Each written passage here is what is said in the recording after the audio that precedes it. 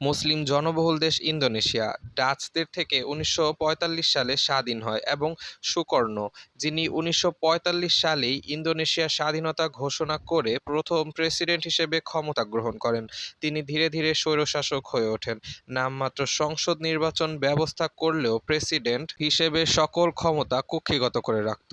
তার সময়কালে দুর্নীতি এবং মুদ্রাস্ফীতি দেশটিকে দারিদ্র্যের মুখে ঠেলে দেয়। তার শাসনকালে কমিউনিস্ট পার্টির সাথে সরকারের তীব্র সংঘাত হয়েছিল।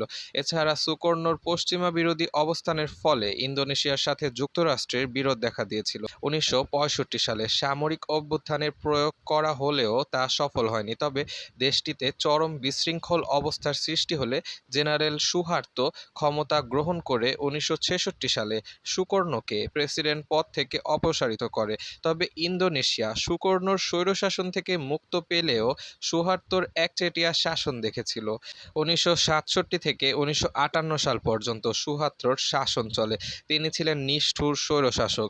তিনি সামরিক বাহিনীর নেতৃত্ব দিয়ে ইন্দোনেশিয়াতে ত্রাসের রাজত্ব সৃষ্টি করেছিল। কমিউনিস্ট বিদ্রোহী দমনের লক্ষ্যে তিনি ১০ লক্ষ মানুষকে হত্যা করেছিল। তার সময় কোনো সংসদ কার্যক্রম ছিল না।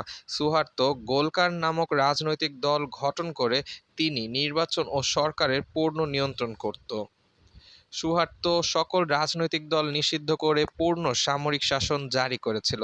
তার সময় ইন্দোনেশিয়াতে অর্থনীতির কিছুটা উন্নতি হলেও সুহার্তো ও তার পরিবার ছিল ব্যাপক দুর্নীতিগ্রস্ত। ১৯৮৮ সালে জনগণের ব্যাপক বিক্ষোভ ও ছাত্র আন্দোলনের ফলে সুহার্তো পদত্যাগে বাধ্য হন।